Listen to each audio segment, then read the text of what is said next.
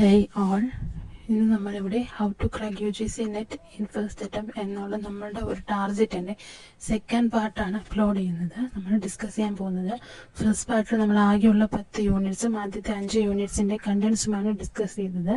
ഇന്ന് ഈ വീഡിയോയിൽ നമ്മൾ ബാക്കിയുള്ള 5 യൂണിറ്റ്സും അതിൻ്റെ കണ്ടൻസുമാണ് ഡിസ്കസ് ചെയ്യുന്നത്. നമുക്ക് നേരെ യൂണിറ്റിലേക്ക് കിടക്കാം.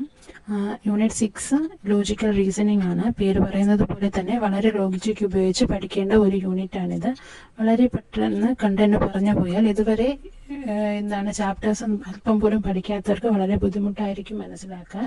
എങ്കിലും കണ്ടന്റ്സ് എന്താണ് എന്ന് നമ്മളിവിടെ ഡിസ്കസ് ചെയ്തു പോകുന്നുണ്ട്. എന്നിട്ട് ക്ലാസ് തുടങ്ങുമ്പോൾ കൃത്യമായി വളരെ വിശദമായി തന്നെ നമുക്ക് ഓരോ ടോപ്പിക്സും പഠിച്ചു പോകാവുന്നതാണ്. ആദ്യം അണ്ടർസ്റ്റാൻഡിങ് സ്ട്രക്ചർ ഓഫ് ആർഗ്യുമെന്റ്സ് എന്താണ്, moods, figures, classical square of opposition, അതൊക്കെയാണ്. പിന്നെ വരുന്നത് propositions, formal and informal fallacies, uses of language തുടങ്ങിയവയാണ്. പിന്നെ വെൻ ഡയഗ്രാം എന്ന് പറഞ്ഞ സംഭവമാണ്. അത് ഓവർലാപ്പിംഗ് സർക്കിൾസ് ഉപയോഗിച്ച് ഒരു ലോജിക്കൽ റിലേഷൻഷിപ്പിനെ കാണാൻ ഉപയോഗിക്കുന്ന ഒരു മെത്തേഡാണ്. പിന്നെ പ്രമാണാസ് എന്ന് പറയുമ്പോൾ ഇന്ത്യൻ ഫിലോസഫിയുടെ കീ കോൺസെപ്റ്റ് ആയിട്ട് വരുന്നതാണ് പ്രമാണാസ്. പിന്നെ ഉപമ, അങ്ങനെ തുടങ്ങി കുറച്ച് ലോജിക്കലായിട്ടുള്ള ടോപ്പിക്സ് ആണ് ഈ ഒരു യൂണിറ്റിനകത്ത് വരുന്നത്. യൂണിറ്റ് 7 എന്ന് പറയുമ്പോൾ ഡേറ്റ ഇന്റർപ്രിട്ടേഷൻ ആണ്.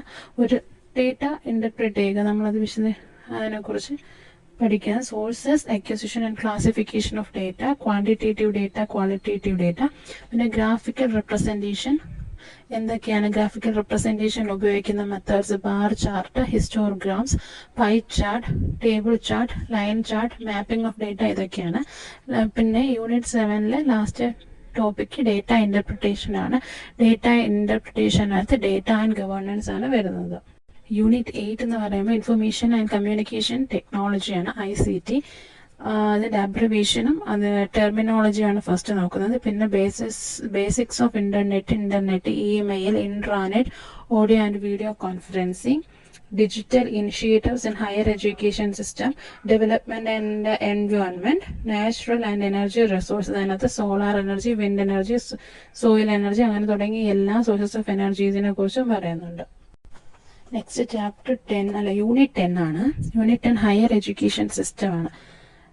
ആ ഒരു ചാപ്റ്ററിനകത്ത് institutions of higher learning and education in ancient India, അതായത് പുരാതന ഇന്ത്യയിലുള്ള എഡ്യൂക്കേഷൻ സിസ്റ്റം എന്തൊക്കെയാണ്, എങ്ങനെയാണ് പഠിച്ചുകൊണ്ടിരുന്നത്, അതിൽ വന്ന ഇവാലുവേഷൻസ് എന്തൊക്കെയാണ്, റിസർച്ച് എന്തൊക്കെയാണ്, പോസ്റ്റ് ഇൻഡിപെൻഡൻസ് ഇന്ത്യ, അതായത് ഇൻഡിപെൻഡന്റ് ഇന്ത്യക്ക് മുമ്പുള്ള റിസർച്ചിങ് മെത്തേഡ് എന്താണ്, ആഫ്റ്റർ എന്താണ് എന്നുള്ള, skill based education, technical education, ഇതിനെ കുറിച്ചൊക്കെ പറയുന്നുണ്ട്. പിന്നെ വാല്യൂ എഡ്യൂക്കേഷൻ ആൻഡ് നെക്സ്റ്റ് വരുന്നത് വാല്യൂ എഡ്യൂക്കേഷൻ ആൻഡ് എൻവയോൺമെന്റൽ എഡ്യൂക്കേഷൻ. പിന്നെ ലാസ്റ്റ് ടോപ്പിക്കായിട്ട് വരുന്നത് പോളിസീസ്, ഗവേണൻസ് ആൻഡ് അഡ്മിനിസ്ട്രേഷൻ. ഇതോടുകൂടി ബാക്കിയുള്ള 5 ചാപ്റ്റേഴ്സിന്റെ ഡീറ്റെയിൽസും കഴിഞ്ഞിരിക്കുന്നത്.